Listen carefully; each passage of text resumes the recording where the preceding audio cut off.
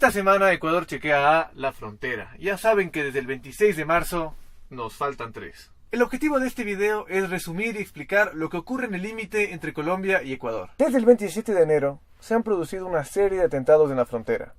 Hace 6 días se confirmó el secuestro de un periodista, un fotógrafo y un conductor del diario El Comercio en Mataje, norte de la provincia de Esmeraldas, zona de conflicto. El coronel Mario Pazmiño, exdirector de inteligencia militar y actualmente presidente del Centro de Análisis e Investigación Internacional, puede explicarnos la situación que se vive actualmente en el límite norte del país. En la frontera norte lo que tenemos es un inicio de un conflicto de guerra asimétrica. La guerra asimétrica es el empleo de técnicas y tácticas que son atípicas. ¿Qué quiero decir con técnicas y tácticas atípicas? Son básicamente el uso de explosivos como coches bombas, lanzamiento de tacos de dinamita, lanzamientos de morteros caseros hacia las poblaciones, voladuras de puentes, también puede ser voladuras de torres, o sea, todo lo que cause conmoción. Se enfrenta a un grupo pequeño, que en este caso son disidentes de las FARC. Es un grupo reducido, serán unas 50 personas en el mejor de los casos. Este grupo pequeño se enfrenta a la estructura del Estado como tal o a las Fuerzas Armadas como tal. Entonces hay un desequilibrio total en la magnitud de fuerzas y medios. Y estos elementos utilizan este tipo de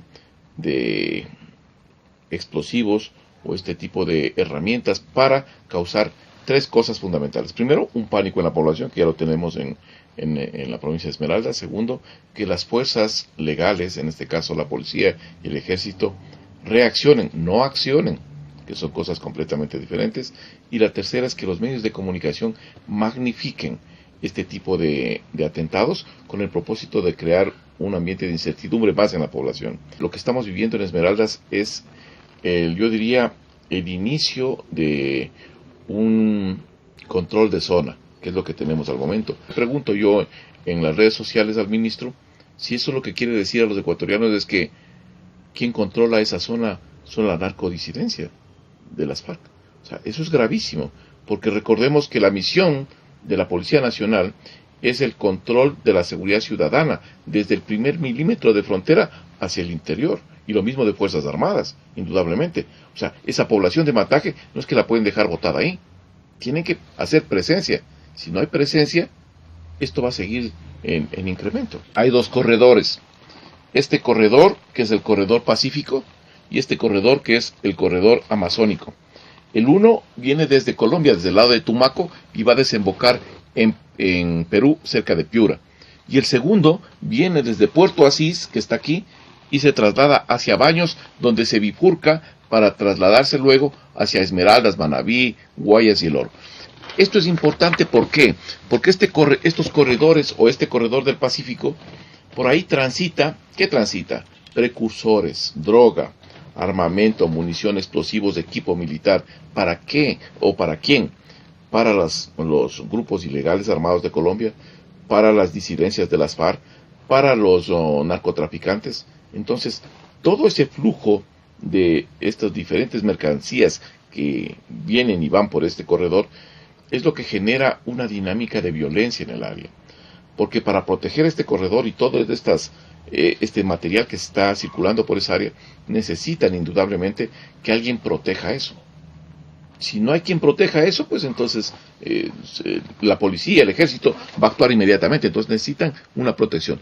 Es por eso que se da el primer atentado en San Lorenzo, porque la policía y el ejército hacen un operativo, realizan un operativo y caen sobre una caleta que tenía armamento, munición, explosivos. Y la represalia de esta acción es la que tenemos con el primer atentado terrorista en San Lorenzo. Aprietan en Colombia y nacen centros de acopio en Ecuador.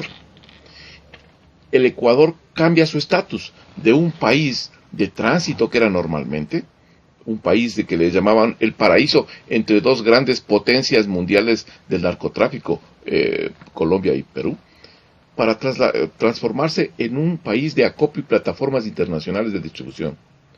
Eso es lo grave. Las autoridades no logran concebir todavía este problema. Gran parte de nuestra población es utilizada para transportar droga ¿ya?, hacia los centros de acopio o como raspachines para raspar droga. Pero si es que el gobierno tiene una injerencia mejor en esas comunidades, vamos a potencializar, yo diría, a estas comunidades, y va a ser más difícil que caigan en el brazo del narcotráfico. La mayoría de acciones que está tomando el gobierno son para atender un problema focal, no general. Yo creo que las políticas que se implementaron en el anterior gobierno fueron negativas, ¿ya?, con relación a los temas de seguridad.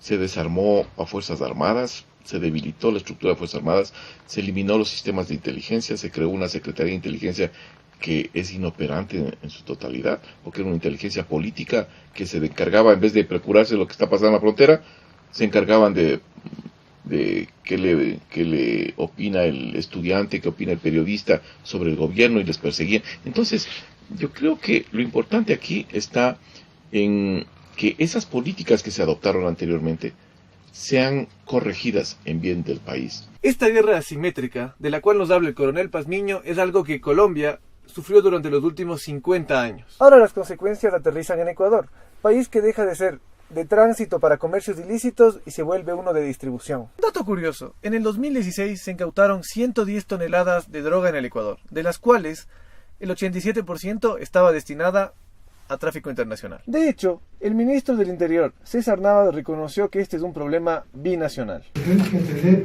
en dónde opera la amenaza. La amenaza no está operando en nuestro territorio. En nuestro país no están los cultivos de droga. En nuestro país no están los laboratorios de droga. Eso hay que tenerlo muy claro.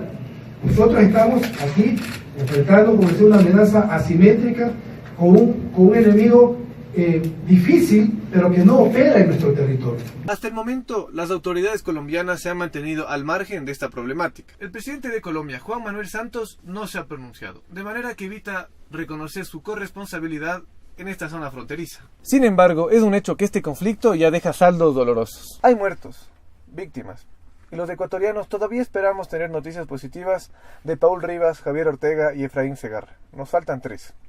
Los queremos de vuelta y los queremos vivos. Este fue el Ecuador Chequea Internacional de la semana, con un tema un poquito más nacional que de costumbre, pero no por eso es menos importante. Muchas gracias por mantenerse al tanto con nosotros cada semana. Recuerden no comer cuento de nadie, y como cantaba Thomas Persson: Una mattina mi son svegliato, oh bella ciao, bella ciao, bella ciao, ciao, ciao. Una mattina mi son svegliato e ho trovato